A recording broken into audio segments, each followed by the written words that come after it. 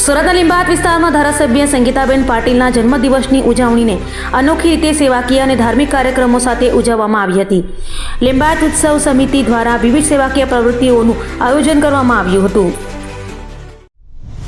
લીંબાયત ઉત્સવ સમિતિ દ્વારા સેવા, સંવેદના અને સંકલ્પના સંદેશ સાથે ધારાસભ્ય સંગીતાબેન પાટીલના જન્મદિવસની ઉજવણીને સેવાકીય અભિયાનનું સ્વરૂપ આપવામાં આવ્યું હતું. આ પ્રસંગે નાગરિકો માટે નિઃશુલ્ક મેડિકલ અને આંખોની તપાસ માટે આરોગ્ય કેમ્પ યોજાયો હતો.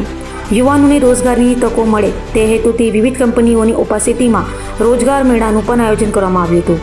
જરૂરિયાતમંદ ગંગા સ્વરૂપ બહેનોને સાડીનું વિતરણ કરવામાં આવ્યું હતું, જ્યારે વિદ્યાર્થીઓને સાયકલ, રેનકોટ અને સ્કૂલ બેગ આપી શિક્ષણને પ્રોત્સાહન આપવામાં આવ્યું હતું.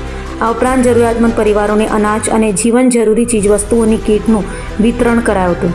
લીંબાયત વિસ્તારના સુખ, શાંતિ અને સમૃદ્ધિ માટે સુંદરકાંડ પાઠનું પણ આયોજન કરવામાં આવ્યું હતું. આમ ધારાસભ્ય સંગીતાબેનના જન્મદિવસની ઉજવણીને માત્ર ઉજવણી પૂરતી સીમિત ન રાખી, પરંતુ સમાજના જરૂરિયાતમંદ લોકોની સેવા અને સહાય સાથે જોડીને એક અનોખો સેવાકીય સંદેશ આપવામાં આવ્યો હતો. આજે લીંબાયત વિધાનસભા ખાતે મારા જનસંપર્ક કાર્યાલય પાસેથી જે આયોજન અનેક જન્મદિવસ નિમિત્તે મારા જન્મદિવસ નિમિત્તે જે કાર્યક્રમો રાખવામાં આવ્યા છે એમાં હું મારા કાર્યકર્તા, કોર્પોરેટરો અને બધા જ પાયાના બુથ પ્રમુખો પણ એમનો પણ હું ખૂબ ખૂબ આભાર માનું છું.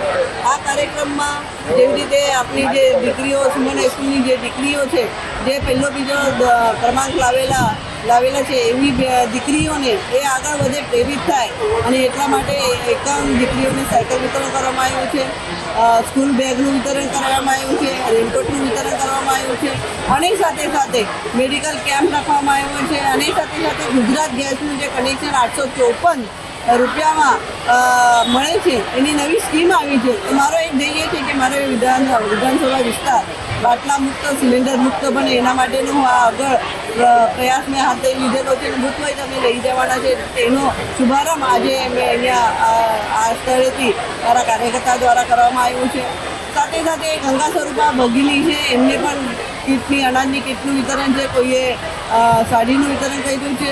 આ જન્મદિવસ એક માધ્યમ બનતો હોય છે, પણ ઘણા લોકોને એનો લાભ મળતો હોય છે. એના માટે આ જન્મદિવસ ઉજવવા માટે અમે હામી ભરતા હોઈએ છીએ.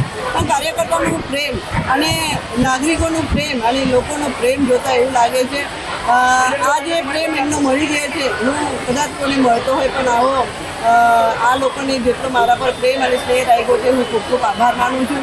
અને આ લોકો સેવાકીય કાર્ય માટે સદા તત્પર રહેતા અમારા ભારતીય જનતા પાર્ટીની ટીમ સદૈવ લોકોની સાથે રહે છે. પછી એ દુઃખ હોય, સુખ હોય, અમે સાથે રહીને બધા જ કાર્યોને પૂરા પાડતા હોય છે અને એટલા માટે અમારી ટીમને હું ખૂબ ખૂબ શુભેચ્છા આપું છું.